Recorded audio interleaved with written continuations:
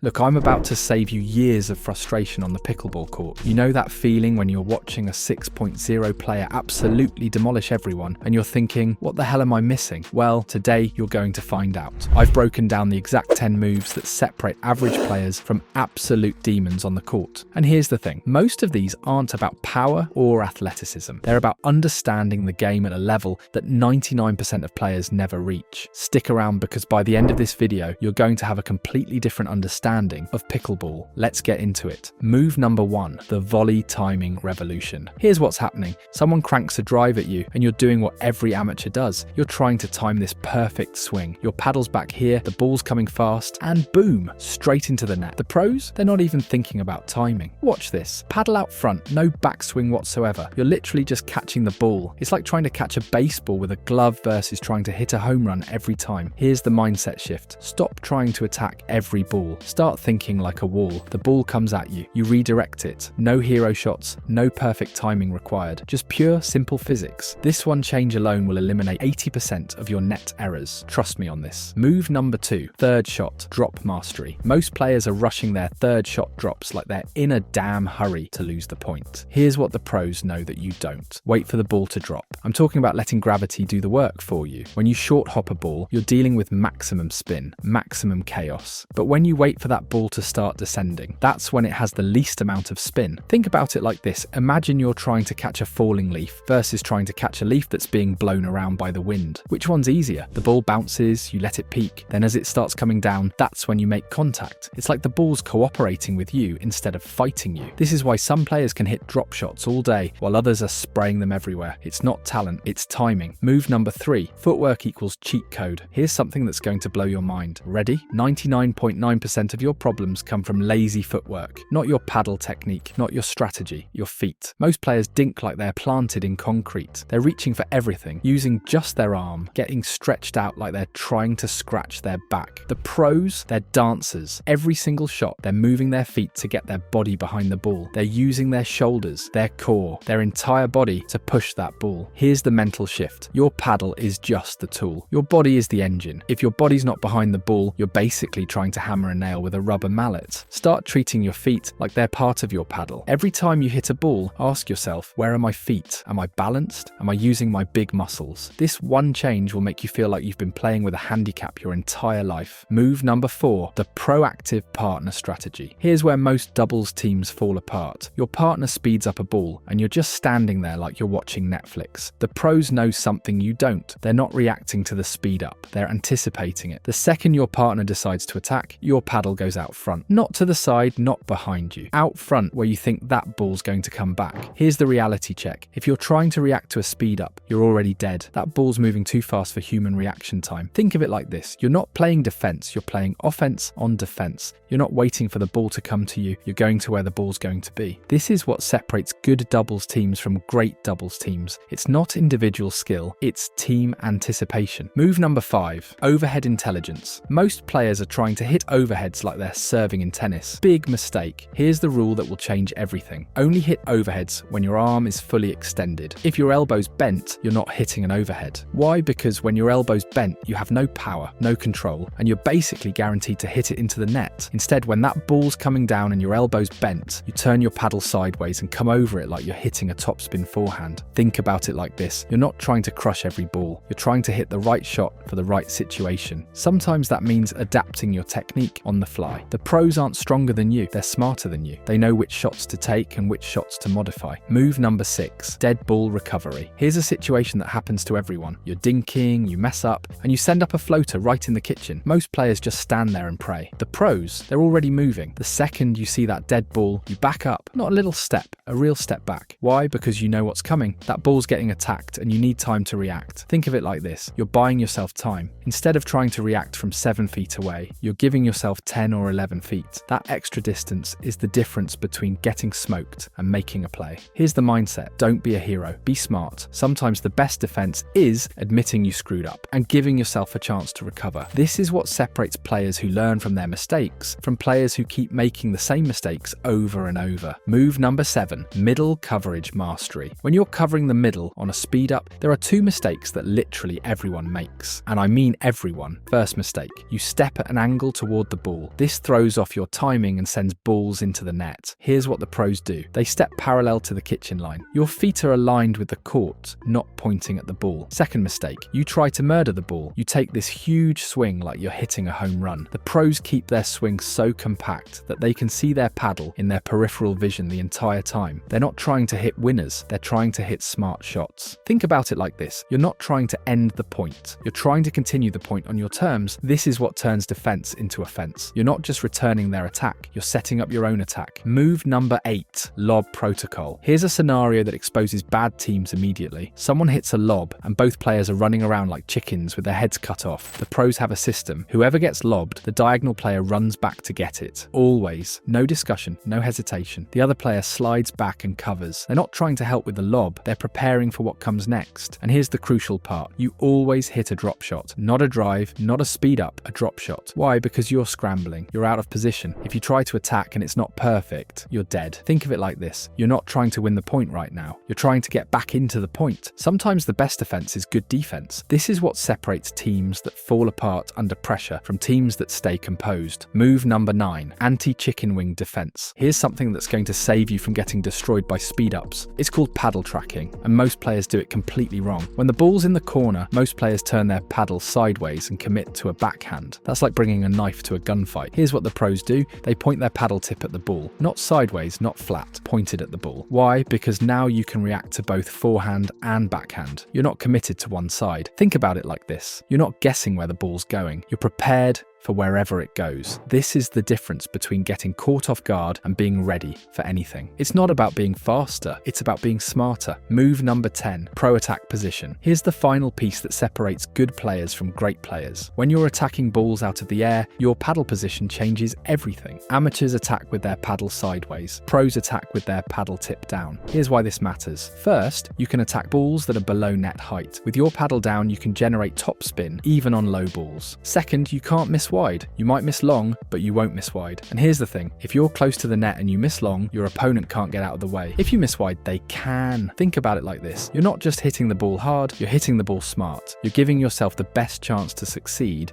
while giving your opponent the worst chance to react. This is what makes pro attacks so devastating. It's not just power, it's precision with purpose. Look, here's the truth. You just learned 10 moves that most players never figure out. But here's the thing, knowing and doing are two different things. I want you to pick 3 of these moves and focus on them this week. Not all 10, that's too much. Pick 3 that resonate with you and drill them until they become automatic, because here's what's going to happen. You're going to walk onto that court and people are going to notice something different about your game. They're not going to know what it is, but they're going to feel it. Drop a comment below and tell me which 3 moves you're going to focus on. And if this video helped you see the game differently, smash that like button and subscribe, because we're just getting started. Remember, you're not just learning pickleball, you're learning to think like a pro, and that changes everything.